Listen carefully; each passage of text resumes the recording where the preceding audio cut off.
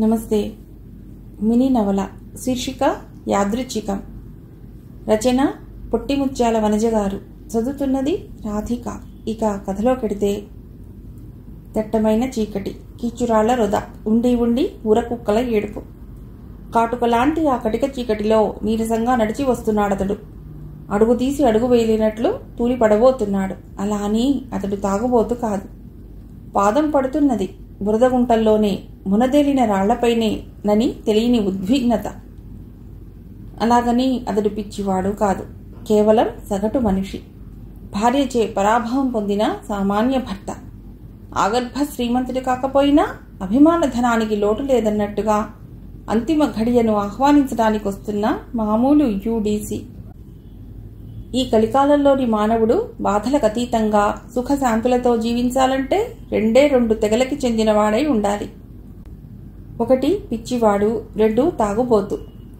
ఈ రెండు ఉన్నవాడికే బాధ ఉండదు. వారి ప్రపంచమే వేరు. అందులో శోకం, దుఃఖం, అవమానం, ఆవేదన ఇవేవీ ఉండవసలు.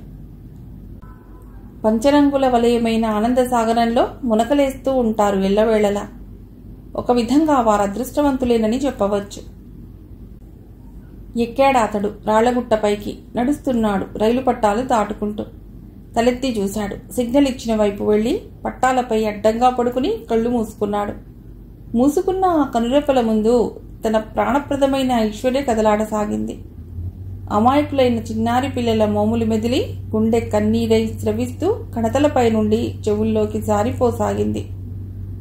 అపరంజి లాంటి అర్ధాంగితో పచ్చని సంసారం, చక్కని సంతానం అనుకుంటూ ముచ్చటైన కాపురాన్ని చూసి మురిసిపోతున్న నన్ను చూసి విధి ఓర్వలేకపోయిందేమో. అందుకే కలతలనే పేరుతో ఇంట్లో మసలాన్ని సృష్టించి నన్ను ఈ దుస్థితికి తీసుకొచ్చింది. పట్టాలపై పడుకున్న అతడి చెవులకు ట్రైన్ వస్తున్న మోత స్పష్టంగా వినబడుతోంది. అయిపోయింది. మరికొద్ది క్షణాల్లో నా ఆయువు అనంత వాయువుల్లో తేలిపోతోంది. చనిపోతున్నాను. మై డియర్ ఐశ్వర్య, నీ సుఖ సంతోషాల కడ్డు రాకుండా సుదూర తీరాలకు శాశ్వతంగా వెళ్ళిపోతున్నాను. భార్యని తలుచుకోగానే అంతవరకు గొంతు దగ్గరే అణిచిపెట్టిన దుఃఖం వెల్లువై వెక్కీళ్ల రూపంలో ఉప్పెనలా పొల్లుకు రాసాగింది. సాయంత్రం అయితే చాలు గుమ్మం దగ్గర నిలుచుని అభిసారికలా ఎదురు చూసేది నా కోసం ఒకప్పుడు. ఇప్పుడు నా నీడను కూడా సహించలేనట్లు చీగొడుతోంది. ఆఫీస్ నుండి రావటం ఒక్క 5 నిమిషాలు లేట్ అయితే చాలు నేను ఏదైనా యాక్సిడెంట్కి గురైపోయానేమోననే భయంతో చిగురుటాకులా కంపించిపోయేదప్పుడు. మరిప్పుడు అప్పుడే వచ్చావా ఇంటికి అన్నట్లు నా ఉనికినే భరించలేనట్లుగా బుస కొడుతోంది. అలిసి ఇంటికి వచ్చిన నాకు టీతో పాటు వేడివేడి పకోడీలో ఉప్మానో పెసరట్టో పెట్టి దగ్గరుండి కొసరి తినిపించేది. ఇప్పుడేమో ఈ దరిద్రుడికి పచ్చడి మెతుకులు కూడా దండగే అనే స్థితికి దిగజారిపోయింది. ప్రతి రాత్రి శోభన రాత్రిలా గువ్వలా నా గుండెలో ఒదిగిపోతూ నాకు ఈ అదృష్టం చాలండి, నాకు ఈ అదృష్టం చాలు. కలకాలం ఇలాగే నా అంతిమ ఘడియ వరకు మీ తోడు నీడలోనే పరవశించిపోతూ, మీ కనుసన్నల్లో మైమరచిపోతూ, మీ ప్రేమరాగంలో నేను పునీతురాలనవ్వాలి. అదే నా కోరిక అంటూ నన్ను లతలా అల్లుకుపోయి మధురామృతాలను అందించే నా అర్థాంగి ఇప్పుడు వాడి పరుషపు మాటలతో నా గుండెల్లో విషపు బాణాల్ని గుచ్చసాగింది. స్వర్గసీమలా కళకళలాడుతున్న ఇంటిని నరకంగా మార్చేసింది. పిల్లలిద్దరూ పిశాచాలుగా నన్ను కిరాతకుడిలా చూస్తూ వెళ్ళిపోమ్మని కసిరి కొడుతున్నారు. ఎందుకు ఐశ్వర్య ఎందుకిలా ప్రవర్తిస్తుంది? ఆమె అలా మారిపోవటానికి కారణమేమిటి? ఎవరైనా నైబర్స్ నా భార్య మనస్సుని చెరగొట్టారా? లేదే. ఆ చుట్టుపక్కలున్న ఆడవాళ్ళందరూ పెద్ద పెద్ద ర్యాంకుల్లో ఉన్న జాబ్ హోల్డర్సే. వారికి నా భార్య దగ్గరికి వచ్చి పోసుకోలు మాటలు చెప్పవలసిన టైము ఉండదు. మాట్లాడేందుకు కూడా తీరికనే దొరకదు. ఇంటి నుండి బయటికి కాలు పెట్టని నా ఐశ్వర్య చిరునవ్వు తప్పితే కోపం అనేదే ఎరుగని నా శ్రీమతి భద్రకాళిలా ఎందుకు మారిపోయింది? ఒక ఆడది, అందులోనూ ఓ హౌస్ వైఫ్కి సామాన్యంగా మూడు చేంజ్ అవ్వడం అంటూ ఉండదు. సడన్గా అలా మారిపోయింది అంటే ఆమెకి సంసారం అంటే ఏక్యమైనా కలిగి ఉండాలి, లేదా మరో టేస్ట్ కోసం అరులు చేస్తూ అందుకు నా అడ్డు తొలగించుకోవడం కోసం అలా రాక్షసిలా ప్రవర్తిస్తుండాలి. నేను తాగుబోతును కాదు, జూదరి జులాయి నసలే కాదు. కాబట్టి ఆమెకి నాపై అసహ్యం కలిగేందుకు అవకాశమే లేదు. ఇక మరో టెస్ట్ విషయానికి వస్తే పాత స్నేహితుడెవరైనా ఆమెకి తటస్థించి ఉండవచ్చు. అతడిని పొందేందుకు, నా అడ్డు తొలగించుకునేందుకలా నాపై దురుసుగా ప్రవర్తించి ఉండవచ్చు. అందువల్లనే అతడు బాగా ఆలోచించి ఐశ్వర్య సుఖాన్ని కాంక్షించి ఈ నిర్ణయానికి వచ్చాడు. ఇంకా 30 ఏళ్లు కూడా నిండని తరుణ్కి ఈ రోజుతో 100 ఏళ్లు నిండిపోతున్నాయి. ట్రైన్ దడదడమని శబ్దం చేసుకుంటూ మృత్యువులా కబళించడానికి వస్తోంది అతడి మీదికి. వీపు మీద మెత్తడి తాడులాంటి పామేదో జరమని పాకుతోంది. కదలాలని లేదు. చచ్చేవాడికి పామైతేనేం, మరేదైతేనేం, చావాలి అంతే. సమీపించసాగింది అంతిమ ఘడియ. మూతలు పడిపోసాగాయి కన్నులు బరువుగా. తల పక్కకు వాల్చేశాడు తరుణ్. ఆ దారుణాన్ని చూడలేక ప్రకృతి చినుకుల రూపంలో శోకించసాగింది. Mental diseases can be fatal and cause suicide. ఏమిటి నాన్న, అర్జెంటుగా రమ్మని టెలిగ్రామ్ ఇచ్చారు? అప్పుడే రిక్షా దిగి ఇంట్లో కడుగు పెడుతూ ఆదుర్దాగా అడిగాడు తరుణ్. కొడుకు రాక చూసి వంటగదిలోంచి చీర కొంగుతో చేతులు తుడుచుకుంటూ వస్తూ, ఏం లేదయ్యా, త్వరగా నీకు పెళ్లి చేసి ఓ ఇంటివాణ్ణి చేయాలని 2 అమ్మాయిల్ని చూశాం. 2? నేనేం నిజాం నవాబుని అనుకున్నావా అమ్మా? ఎందరైనా చేసుకుని పోషించేందుకు. కేవలం క్లర్క్ గాడిని, ఒక్క పెళ్ళానికే తిండి పెట్టగలిగే మిడిల్ క్లాస్ వాణ్ణి. 2 కంటే బాప్రే, నా వల్ల కాదు. చాలేరా వేళాకోళం. మేం చూసింది 2 గాని నువ్వు కట్టుకునేది ఒక్కర్నేలే. ఊరుగాని ఊళ్ళో నువ్వెలా ఉన్నావో, ఏం తింటున్నావో, ఒంటరిగాడివని తెలిసి స్నేహితులు ఎవరైనా నీకు చెడు అలవాట్లు ఏమైనా నేర్పుతున్నారు. అబ్బా ఆపవే నీ గోలా, అసలు సంగతి చెప్పక అప్పుడే సోది మొదలెట్టావా అంటూ తరుణ్ వైపు తిరిగి, చూడు బాబు, గుంటూరులో ధనంజయరావు అనే ధనవంతుడు. అతడికి ఒక్కగానొక్క కూతురు ధనలక్ష్మిని అతి గారాభంగా పెంచుకొస్తున్నారు. వారికి కాబోయే అల్లుడికి ఆస్తిపాస్తులు అక్కర్లేదుట. చదువుకున్న అందగాడైతే చాలట. ఆ అమ్మాయిని చేసుకుని ఆ ఇంటనే ఉండి వారి వ్యాపార వ్యవహారాలని చూసుకోవాలట. వారి తదనంతరం ఆ ఐశ్వర్యమంతా అనుభవించేది ఆ అమ్మాయి అల్లుడే కదా. అంటే వారికి కావాల్సింది ఇల్లరికమన్నమాట. ఇంతలో తల్లి రోహిణి కలుగజేసుకుని, అలా ఎందుకు అనుకోవాలరా అబ్బాయి? పాపం వారికి కొడుకులు లేరు కదా. కొడుకులు లేకపోయినా ఇల్లరికపుటల్లుడికి ఆ హోదా ఇవ్వరు కదమ్మా. జీతల్లేని పనోడిలా, కూతురికి అడుగులకి మడుగులొత్తే బానిసలా, ఆమె నాన్నగారి కింద చెప్పు కింద తేలులా, అత్తగారి పంటి కింద ఒక్క పలుకులా నలగవలసిందే. చిన్నవాడివైనా మీ అమ్మకు అర్థమయ్యేలాగా బాగా చెప్పావురా. ఆ సంబంధం చూసొచ్చినప్పటి నుండి ఆ పిల్లే నా కోడలు కావాలని తెగ ఆరాటపడిపోతోంది. ఇకపోతే 2వ సంబంధం, మనూరి కుబేరయ్య గారి పెద్దమ్మాయి. ఎవరు? ఆ వడ్డీ వ్యాపారైనా? చక్రవడ్డీల పేరుతో పేదవారి రక్తాన్ని తాగుతూ వారి బ్రతుకుల్ని పీల్చి పిప్పి చేస్తున్న రాక్షసుడేనా? అతడు క్రూరుడే అనుకో, వాళ్ళమ్మాయి కూడా అటువంటిదేనంటావా? పైగా పిల్ల ఎంత బరువుందో అంతెత్తు బంగారాన్ని తూచి మరీ ఇస్తాట. మనకెందుకమ్మా అంత అత్యాస? క్రూర మృగం కడుపులో కసాయిది పుట్టక మరిలాంటిది పుడుతుంది. వాళ్ళ నాన్నకెంత గర్వముందో ఆ పిల్లకి ఎంత అహం ఉందని మనకు తెలుసు కదా. అవుననుకో, పెళ్ళయ్యాక మారదంటావా? నీ పిచ్చి గాని వాళ్ళు మారరమ్మా, మనల్ని మార్చేస్తారు శవాలుగా. మనిషిగా బతకాలంటే మనసును అర్థం చేసుకుని మసలుకునే ఇల్లాలు దొరకాలి. ప్రేమున్న చోట పిడికెడు పచ్చడి మెతుకులైనా తృప్తిగా తిరగలం గాని చిదరించుకునే చోట మృష్టాన్న భోజనమైనా మింగుడు పడుతుందా? ఏమోనయ్యా, ఏ తల్లైనా కోరుకునేది కన్న కొడుకు కళ్ల ముందర అష్టైశ్వర్యాలతో తులతూగుతుంటే చూడాలనే. నీ జీవితం వడ్డించిన విస్తర్లా ఉండాలనుకోవటం తప్పంటావా? అంది రోహిణి బాధపడుతూ. నీ ఆశయాలు ఆదర్శాలు వింటుంటే నాకో సంబంధం గుర్తొస్తోందిరా అబ్బాయి. మన పక్కన విలేజ్లో రంగనాథం గారనే మాస్టర్ ఉన్నారు. వారికి 3 ఆడపిల్లలే. ఇలాగో అప్పో సప్పో చేసి 2 గట్టెక్కించాడనుకో, ఇక ఆఖరి అమ్మాయి పెళ్లి చేయాలని కాళ్ళరిగేలా తిరుగుతున్నాడు. మొన్నీ మధ్యనే రిటైర్ అయినందున పెళ్లి కాని ఆ పిల్ల ఆయన గుండెలపై కుంపటే కూర్చుంది. బాగుందండి మీరు చెప్పేది. ఆ బ్రతకలేని బడిపంతులు కూతురునా నా కొడుక్కి కట్టబెట్టేది. పండక్కి అల్లుడు వెళ్ళినా కనీసం ఓ 2 రకాల కూరలతోనైనా వడ్డన చేయగలరా? వాళ్ళకే 5 ఏళ్లు నోట్లోకి పోక పస్తులతో అవస్థలు పడుతుంటే మనకు గతిలేనట్లు, ఈ దేశంలో ఆడపిల్లలే కరువైనట్లు నా ఒక్కగానొక్క కొడుక్కి అలాంటి పిల్లనా కట్టబెట్టేది? దుఃఖంతో గొంతు పూడుకుపోగా పైట కొంగుతో కళ్ళు తుడుచుకుంది.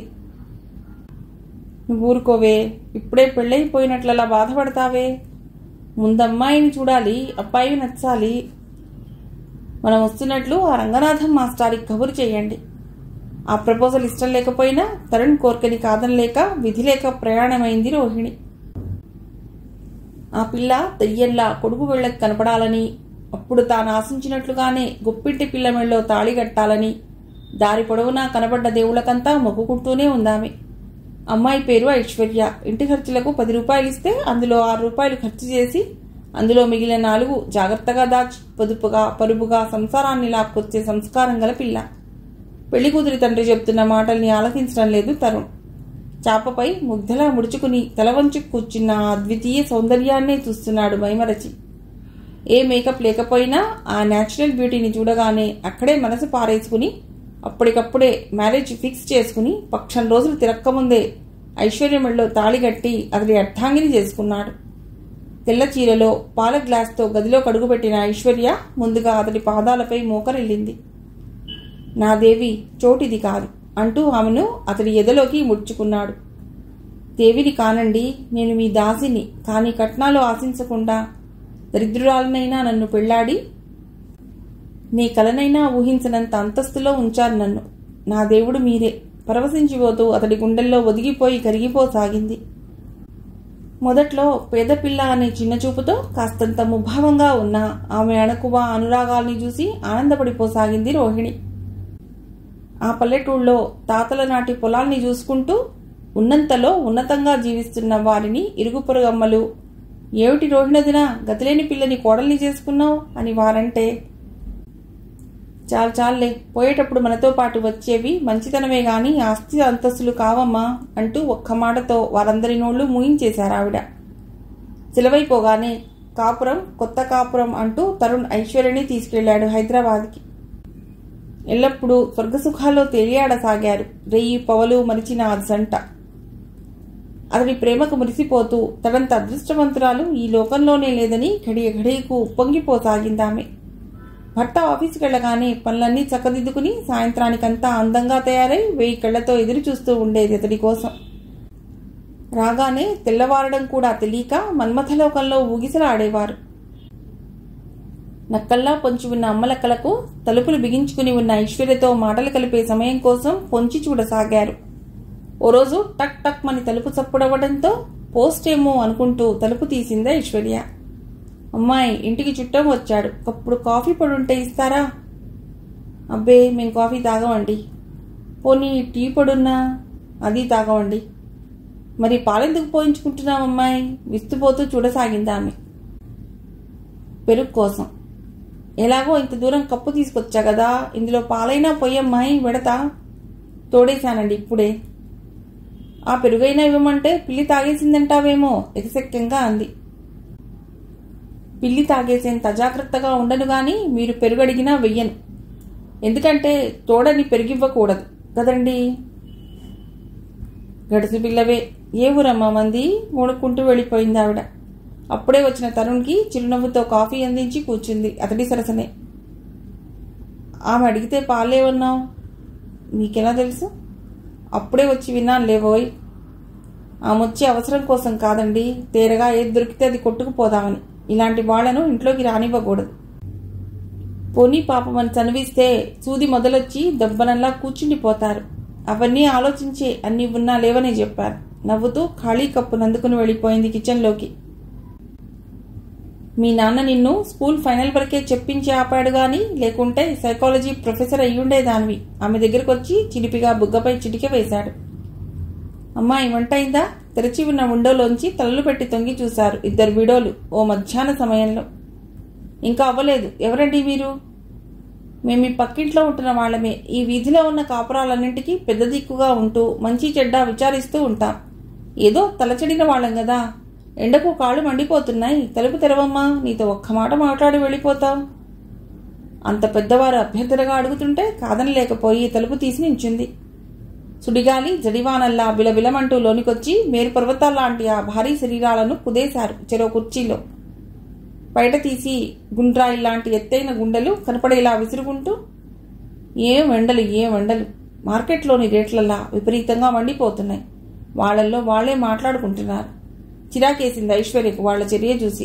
తన ఉనికి తెలిసేలా చిన్నగా ఓ పొడిదగ్గు దగ్గింది. అప్పుడు చూశారు ఆమె వంక. అమ్మాయి, మీ నాన్న బడిపంతులుట కదా, పెళ్లి కాకుండా ముదిరిపోతున్నా నిన్ను మీ ఆయన జాలిపడి చేసుకున్నట్ట కదూ. మీకెవరు చెప్పారు ఇవన్నీ? ఆశ్చర్యంగా అడిగింది. అవన్నీ నువ్వు అడగకూడదు, మేము చెప్పకూడదు. అవసరమైతే మీ ఊరికే వెళ్ళి ఆరా తీయగలిగే సత్తా ఉన్నవాళ్ళం మేము. ఆహా, అయితే మీరు ఆరాలు తీసేవారన్నమాట. ఏదో పెద్దవాళ్ళం కదా, అలా అలా అందరి దగ్గర మంచి చెడు రాబడుతుంటాం. అవును, నీ మెళ్ళో ఉన్న తాళిబొట్టు గొలుసు మీ నాన్నే చేయించాడంటావా? లేదండి, నా ఒంటిపైన బంగారం అంతా మా అత్తగారిదే. మా నాన్న ఒక్క పైసా కూడా ఇవ్వలేదు. ఆఖరికి మా పెళ్లి కూడా మా అత్తగారే ఘనంగా జరిపించారు. ఈ వివరాలు చాలా, ఇంకేమైనా కావాలా? కఠినంగా అంది. నవ్వుతూ పిల్ల ముద్దుగా మాట్లాడుతోంది. శ్రీదేవిలా ముఖాన నవ్వు పులుముకుంటూ అంది ఆమె. పోలికి కూడా అంతా శ్రీదేవిదే వంతపాడింది మరొక ఆమె. మీ అత్తగారు ఇంకేం నగలు పెట్టారమ్మాయి? ఇంకేం పెట్టలేదు. దయచేసి మీరు ఇంక పెడతారా? నాకు ఇంకా వంట అవ్వలేదు. చేసుకో అమ్మాయి, నిక్షేపంలా వంట చేసుకో. మేము నీకు అడ్డం చెప్పామా? ఇదిగో మళ్ళీ మళ్ళీ చెప్తున్నా, మమ్మల్ని పరాయి వాళ్లలా మాత్రం చూడకు. నీ సొంత వాళ్లకన్నా మిన్నగా భావించాలి. భరోసా ఇచ్చారు. సహనం చచ్చిపోయింది ఐశ్వర్యకు. అవును, కొత్త పెళ్లి కూతురివి, నీకు కనీసం చంద్రహారం కూడా పెట్టలేదా? అదెలా ఉంటుందో కూడా నాకు తెలియదు. పేదింటి పిల్లవు కదా, పోనీ కాసుల పేరైనా నీకు చేయించారా? కోపాన్ని దిగమింగుకుంటూ అది తెలియదండి అంది. అయ్యో, జీవితం శాశ్వతం కాదు కదమ్మా. నశ్వరమైన ఈ శరీరం ఎప్పటికైనా మట్టిలో కలిసిపోయేదే. ఏదో ఉన్న ఈ 4 రోజులు కాస్త అచ్చగా పచ్చగా ఒంటి నిండా నగలు దిగేసుకుంటేనే కదమ్మా బతికిన ఈ బతుకు పరమార్థం దక్కేది. నగలు నాణ్యాలతో కులికేందుకు నేనేం కలెక్టర్ భార్యని కాదు, ఓ మిడిల్ క్లాస్ క్లర్క్ భార్యని. అద్దెది మహాబాగా చెప్పావమ్మా. ఇప్పుడు మేము వచ్చింది కూడా ఆ పాయింట్కే వస్తున్నా. నువ్వు కడుపు కట్టుకుని పైసా పైసా దాచుకున్నా 1 తులం బంగారాన్ని కూడా కొనలేవు కదమ్మా. గొర్రెతో ఒక బెత్తడే అన్నట్లు. అందుకని మా మాట కనుక విన్నావంటే నీ వాళ్ళంతా బంగారమే. షాపుల్లోని ఖరీదైన చీరలన్నీ ముందు నీ వంటిపై ఆడవలసిందే. అన్నట్టు ఆ సందు చివరన ఉన్న పంకజాన్ని చూసావా? దాని మొగుడు ప్యూన్ గాడు. ఒక్క చిరుగుల చీర తప్పితే మరొకటి ఉండేది కాదు. మా మాట విని మాతో చేయగలిపిన తర్వాత ఇప్పుడు చూసావా, మారుతి కారు ఉంది, సొంత బంగళా కట్టించుకుంది, మొగుడిని ఉద్యోగం కూడా మాన్పించేసి తనే పోషిస్తోంది. ఎలా? ఆశ్చర్యపోతూ అప్రయత్నంగా అందామాట. అద్దీ సంగతి. ఇప్పటికి దారిలోకి వచ్చావన్నమాట నువ్వు కూడా పంకజంలా ఊ అన్నావంటే. నీ భర్త లేని సమయంలో ఇక్కడికి పార్టీల్ని తీసుకొచ్చే పూచి మాది. వాళ్ళని సంతోషపెట్టే డ్యూటీ నీది. డబ్బు దగ్గర లావాదేవీలన్నీ మేమే చూసుకుంటూ నీకు రావాల్సింది నీకు ముట్ట చెప్తుంటాం. 6 నెలల్లో నువ్వు పెద్ద బంగళా కొని ఫారిన్ కారులో తిరక్కపోతే మా మీదుంటే. స్టాండప్. మిమ్మల్ని లేవండి ముందు. మళ్ళీ నా ముందుకొచ్చారో చీపురు కట్టం తిరిగేస్తా. భద్రకాళిలా లేచింది. ఆవేశపడకమ్మాయి, మొదట్లో అలానే ఉంటుంది. తినగ తినగ వేము తీయనుండు అన్నట్లు ఒక్కసారి ఆ రుచి మరిగావంటే ఇక వదిలిపెట్టవు. తొందరేం లేదు, నిదానంగా ఆలోచించుకో, మళ్ళీ వస్తాం అంటూ సకిలిస్తూ వెళ్ళిపోయారు. ఛీ, వీళ్ళసలు ఆడవాళ్లేనా అనుకుంటూ తలుపుకి గొళ్ళెం పెట్టేసింది. ఆ రాత్రి తరుణ్ గుండెలపై వెంట్రుకల్ని సున్నితంగా సవరదీస్తూ, ఏవండి, ఈ ఇల్లు ఖాళీ చేసి మరి ఎక్కడికైనా వెళదామా? ఏ, నీకు ఇల్లు నచ్చలేదా? ఇల్లు బాగుంది, ఈ పరిసరాలే ఆరోగ్యకరంగా లేవండి. ఈ వీధిలో కొన్ని చీడపురుగులు చేరి పచ్చని సంసారాల్లో విషం చిలకరిస్తున్నాయి. పిచ్చిదానా, మన బంగారం మంచిదైతే ఎవరేం చేస్తారో చెప్పు. కరెక్టే, కాదన్ను. కానీ దుష్టుడికి దూరంగా ఉండటం కూడా మంచిదంటారు కదండి. అందుకే ఓ మంచి పోషల్ ఏరియాలో ఇలాంటి కచరా నైబర్స్ లేని చోట ఇల్లు చూడండి. పోషల్ ఏరియా అంటున్నావు, ఆ రెంట్స్ మాకు అందుబాటులో ఉండద్దు. ట్రై చేయండి. 100 అటు ఇటు అయినా, 1 రూమ్ తక్కువైనా సర్దుకుని సంసారం చేసుకునే నేర్పు నాకున్నప్పుడు మీకెందుకండి చింత? ముందుకు వంగి అతని ఎదుటిపై ముద్దు పెట్టుకుంది. ఇల్లు దొరకగానే ఆ 3వ రోజే ఖాళీ చేసి వెళ్ళిపోయారు. అక్కడి నుంచి తరుణ్ ఆఫీసుకు కూడా బాగా దగ్గర. మహా అంటే 1-2 కిలోమీటర్లు ఉంటుందంతే. ఆ ఏరియా అంతా చాలా ప్రశాంతంగా ఉంది. విసిరేసినట్లు అక్కడక్కడ చూడముచ్చటైన రెసిడెన్సీ. ఎవరి పనులు వారివే, ఒకళ్లతో సంబంధం లేదు. అమెరికాలో ఉన్న అబ్బాయి దగ్గరికి వెళ్లే రోజు దగ్గర పడింది. ఇదివరకైతే ఇల్లుని ఇలా వదిలి వెళ్లాలంటే ఆందోళనగా ఉండేది. ఇంటి నిండా ఖరీదైన సామాను. తాళం వేచెళితే దొంగలు దోచుకుంటారేమోననే భయంతో మంచివాళ్లను చూసి ఓ 2 గదులిస్తే ఇంటికి కాపలాగా ఉంటారని ఇన్నాళ్లు ఎదురు చూసేదాన్ని. నా అదృష్టం కొద్దీ ఇల్లు చక్కగా దిద్దుకుంటూ సొంత ఇల్లులా చూసుకుంటున్నాం. వస్తానమ్మా, మళ్ళీ ఎప్పటికో గాని తిరుగురాను అంటూ అద్దె పంపేందుకు అడ్రస్ ఇచ్చి జాగ్రత్తగా లాక్ చేసుకు వెళ్ళిపోయింది ఇల్లుగల ఆవిడ. కాలచక్రంలో సునాయాసంగా 5 ఏళ్లు దొరికిపోయాయి. 2 బిడ్డల తల్లైన ఐశ్వర్య జీవితంలో ఏ లోటు లేదు. ఆనందంగా ఉంటున్నారా జంట. ఓ రోజు భర్త రాకను గమనించక కిటికీలో కళ్ళు పెట్టి అదే పనిగా చూస్తున్న ఐశ్వర్య వెనక్గా వెళ్ళి, ఏమిటో అంత దిగ్ధంగా ఆలోచిస్తున్నావు అన్నాడు ఆమె చెవి దగ్గరగా నోరు పెట్టి. ఉలిక్కిపడి వెనుదిరిగి చూస్తూ, ఏమండి, ఆ ఎదురు బంగళా చాలా అందంగా కట్టారు కదూ. ఏడాది కిందట ఎడారిలా ఉన్న ఆ స్థలంలో ఇంద్రభవనంలా ప్రతి అడుగడుక్కి అట్టహాసం ముట్టిపడేలా ఇంత అందంగా కట్టారండి. నిన్నంతగా ఆకట్టుకుందా? చూస్తుంటేనే హృదయం పులకించిపోతోంది. నిజంగా ఇందులో మనుషులు కాపురం చేస్తుంటారా? లేకపోతే రంభా ఊర్వశులు డాన్సులేస్తూ ఉంటారనుకున్నావా? మీ మాట నిజమెందుకు కాకూడదు? ముట్టుకుంటేనే మాసిపోతుందేమో అన్నట్టుగా ఉన్న ప్యాలెస్ని చూస్తుంటే ఇంకా ఇంకా చూడాలనిపిస్తోందండి. సరే, నాకు కాస్త టీ నీళ్ళైనా ఇస్తావా, లేక అందసందాలను తిలగిస్తూ మైమరిచిపోతూ ఉంటావా? కొంపదీసి నువ్వు అట్లాంటి బంగళా కట్టాలనుకున్నావా ఏమిటి? కొంటెగా అడిగాడు తరుణ్. నాకు అలాంటి గొంతెమ్మ కోరికలు లేవండి. నవ్వుతూ వెళ్ళింది అక్కడి నుంచి టీ తేవడానికి. పిల్లలేరి టీ సిప్ చేస్తూ అడిగాడు. ఇవాళ శనివారం కదా, టీవీలో ఏదో సినిమా వస్తోందని ఆ పక్కనున్న వాడి ఫ్రెండ్ ఇంటికి వెళ్లారు చూడటానికి. ఒకరింటికి వెళ్లి టీవీ చూడ్డాలేమిటో, వాళ్ళేమనుకుంటారో ఏమో. రేపు ఇన్స్టాల్మెంట్లో ఓ పోర్టబుల్ టీవీ కొనుక్కొస్తా. అప్పు చేసి పప్పు కూడు తినవలసిన అవసరం ఇప్పుడేమొచ్చిందండి? ఒకవేళ మీరు టీవీ కొని తెచ్చినా జీతంలో నెల నెలా దానికి కట్టే డబ్బే గుర్తుకొస్తూ గుండెలు కలిసివేస్తుందే కానీ నాకు అందులో బొమ్మ మాత్రం కనబడదు. నిన్ను చూస్తుంటే నాకెంతో గర్వంగా ఉంది ఐశ్వర్య. ఇంత మంచి ఇల్లాల్ని అందించినందుకు ఆ దేవుడికి శతకోటి థ్యాంక్స్ చెప్పినా రుణం తీరదేమో. ఆడదానికి అసూయ, ఆశ ఈ రెండూ మెండుగా ఉంటాయంటారు. మరి నీకు? నాకేం తక్కువండి. ఉన్నంతలో హాయిగా ఉన్నాం. చక్కగా పిల్లలు చదువుకుంటున్నారు. చాలు, నాకు ఈ అదృష్టం చాలండి. నా అంతిమ గడియ వరకు ఇలాగే మీ చెంతనే. ఇన్నోసెంట్ అయిన ఆమె అభిప్రాయానికి చెలించిపోతూ అనురాగావేశంతో అక్కును చేర్చుకుని చొప్పున నోటితో కప్పెట్టాడు ఆమె పెదవులను. పోపు మాడిపోతుంటే ఇక్కడేం చేస్తున్నావోయ్? కిటికీలో కళ్ళు పెట్టి రెప్పవేయడం కూడా మరచి చూస్తున్న ఆమె కళ్ల ముందు చిటికి వేస్తూ పిలిచాడు. ఇవాళ గృహప్రవేశంలాగుందండి. చీమల బారుల్లా ఇన్ని కారులో చూసారా? సిటీలోని వెహికల్స్ అన్నీ ఇక్కడే ఉన్నాయా అనిపిస్తోంది కదండి. తరుణ్ కూడా తొంగి చూస్తూ, నిజమే, అతడెవరో పెద్ద కాంట్రాక్టరే ఉంటాడు. అందుకే అన్ని అంతస్తులతో అంత అట్టహాసంగా ఇస్తున్నాడు పార్టీ. భర్త ఆఫీస్కి, పిల్లలు స్కూల్కి వెళ్ళిపోగానే ఆ కిటికీ దగ్గరికి కుర్చీ లాక్కుని కూర్చుని చూడసాగింది వాళ్ళని. రకరకాల ఆడవారు, రంగురంగుల చీరలు, కళ్ళు చెదిరిపోయేలా వారి డ్రెస్కి మ్యాచింగ్ అయ్యే నగల సెట్లు, అందచందాల్లోనూ వేషభాషల్లోనూ ఒకరినొకరు తలదన్నేలా ఉన్నారు. మగవాళ్లంతా సినిమా హీరోల్లా ఫుల్ సూట్ బూటు వేసుకుని హుందాగా అదోలాంటి స్టైల్లో షేక్ చేస్తూ తిరుగుతున్నారు ఆడవారితో కలిసి. అంతమందిలో ఆ ఇల్లుగల దంపతులెవరో పోల్చుకోలేకపోతోందామె.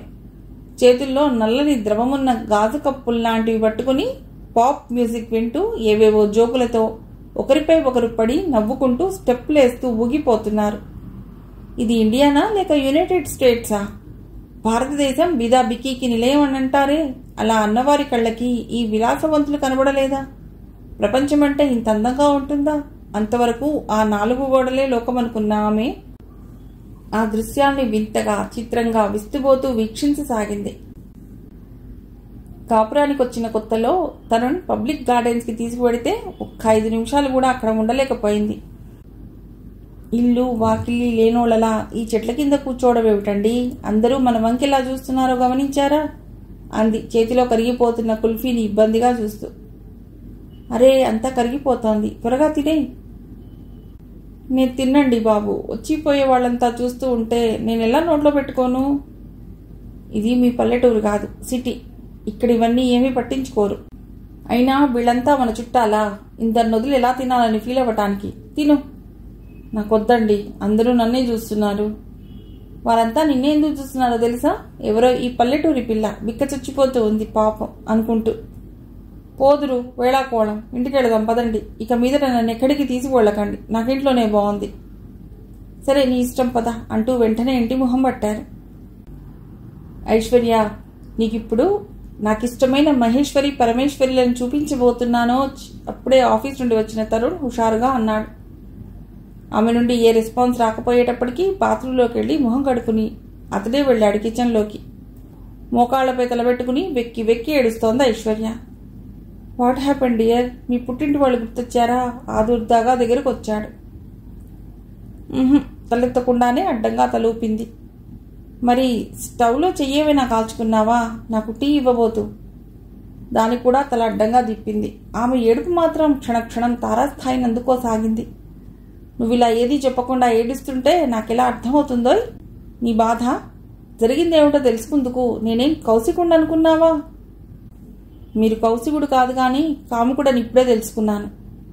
కాముకుడా? ఇదేం కొత్త బిరుదు? ఆశ్చర్యపోయాడు. లేకపోతే నాకు మాట మాత్రంగానైనా చెప్పారా మీకు ఆడపిల్లలతో సంబంధాలు? ఆడపిల్లలా? వాళ్ళెవరు? ఇప్పుడే చెప్పారుగా మహేశ్వరి పరమేశ్వరి అని. ఆ మాటతో నవ్వాపుకోలేక గుక్క తిప్పుకోకుండా ఊగిపోతూ నవ్వసాగాడు బిగ్గరగా. అతడి నవ్వు చూస్తుంటే ఉక్రోషం పట్టలేని ఐశ్వర్య దుఃఖం మరీ ఉద్ధృతమైంది. అరే పాగల్, ఇక ఆపు నీ ఏడుపు. మహేశ్వరి పరమేశ్వరి అంటే ఆడవాళ్లు కాదోయ్, సినిమా హాళ్లు. నోరు తెరిచింది ఐశ్వర్య స్టన్ అయిపోతూ. అతడితో సినిమాకు వెళ్లినా కత్తుల బోర్లో కూరుకుపోయినట్టు సీట్ కతుక్కుపోయి ఊపిరి తీసుకునేందుకు కూడా ఇబ్బందిగా ఫీల్ అవుతూ శవంలా బిగుసుకుపోయి ఇంటికి రాగానే, బాబోయ్, ఇకపై మరోసారి మీరొక్కరే వెళ్ళండి సినిమాకి, నేను రాను. చిన్నప్పటి నుండి నాకు అలవాటు లేదు గనుక ఆ 3 గంటలు ఆ చలికి కదలకుండా కూర్చునేసరికి నా తల దిమ్మెక్కి మొద్దుబారిపోయింది అంటూ తలకంతా అమృతాంజనం పట్టించసాగింది. అలా విలేజ్ వరకే గిరిగీసుకుని బతికిన ఆమెకి ఇలా ఈరోజు ఒక్కసారిగా వెరైటీ రిచ్ లేడీస్ని చూసేసరికి ఆమెలో ఆమెకు తెలియకుండా అదోలాంటి వెలితి చోటు చేసుకోసాగింది. స్వీట్ ప్యాకెట్స్తో ఆఫీస్ నుంచి వచ్చిన తరుణ్ ఆమె వంక విచిత్రంగా చూస్తూ, పెళ్లి కూతుల్లా తయారై నా కోసం ఎదురు తెలుగులు కాస్తూ ఉంటుందని ఆతృతగా ఆఘమేఘాల మీద ఇంటికి వస్తే ఇలా నా దేవేమిటి ఇలాగే ఉంది? సరే గాని ఆ ప్యాకెట్స్ ఏమిటి? చెప్పుకో చూద్దాం. సస్పెన్స్లో పెట్టక మీరే చెప్పండి. ఇది స్వీట్, ఇది శారీ ప్యాకెట్. ఇవాళ మన మ్యారేజ్ డే. ఆ మాట నాకు తెలుసు. ఈ నెలాఖరులో ఎందుకండి కొత్త చీర? నేనేం ఉద్యోగం చేస్తున్నానా, ఊళ్ళో వెళ్తున్నానా? ఇంట్లో పడుండేదానికి నాకెందుకండి అనంటూ ఆ చీరపైనున్న రేట్ చూసి గుండెలపై చేయి వేసుకుని అదిరిపోతూ, బాప్రే, 100 రూపాయలు పెట్టి చీర కొన్నారా? అయినా ఈ నెలాఖరులో కొత్త చీర ఎందుకు కొన్నారండి ఇంత ఖరీదు పెట్టి? ప్లీజ్, తెచ్చిన చీరను వద్దనకు. కొత్త పెళ్లి కూతురువి కదా. మీరు పెళ్లి కొడుకు కదా, మరి మీరేం తెచ్చుకున్నారు? నాకెందుకోయ్, నువ్వు కట్టుకుంటే తెల్లవారిందిగా నేను చూసుకున్నట్టే కదా. అల్లరిగా కన్ను గీటాడు. సిగ్గు మొగ్గవుతూ లోనికి వెళ్ళింది చీర కట్టుకునేందుకు. ఆ నెక్స్ట్ డే తరుణ్ ఆఫీస్కి వెళ్ళగానే మళ్లీ కిటికీ దగ్గర కూర్చుని ఆ బంగళా వంక చూడసాగింది. నిన్నటి ఆ కలకలం మచ్చుకైనా లేదు. నిశ్శబ్దంగా నిర్మానుష్యంగా ఉంది. గేట్ దగ్గర వాచ్మెన్ మాత్రం స్టూల్పై కూర్చుని కురికిపాట్లు పడుతున్నాడు. ఆహ్లాదకరమైన ఆ లాన్లో అందమైన పూల మొక్కలను జాగ్రత్తగా నీళ్లు పోస్తున్నాడు తోటమాలి. ఇంటి యజమానురాలు కనపడదే. ఆ కూలింగ్ గ్లాసెస్ మేడలో, ఏసీ రూమ్స్లో వీడియోలు సినిమాలు చూస్తూ, రాణివాసం అంటే అదే కదా, అందరికీ ఉండొద్దు ఆ అదృష్టం. ఎండపొడ తగలని ఆమె ఎంత అందంగా ఉంటుందో.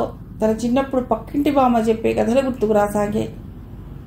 రాణిగారు కట్టిన చీర మళ్లీ కట్టదుట, పెట్టిరనగా మళ్లీ పెట్టేవాళ్లు కాదుట. ఏ రోజుకు ఆ రోజు అన్నీ కొత్తవే వేసుకునేవారట. అవన్నీ ఏం చేస్తారు?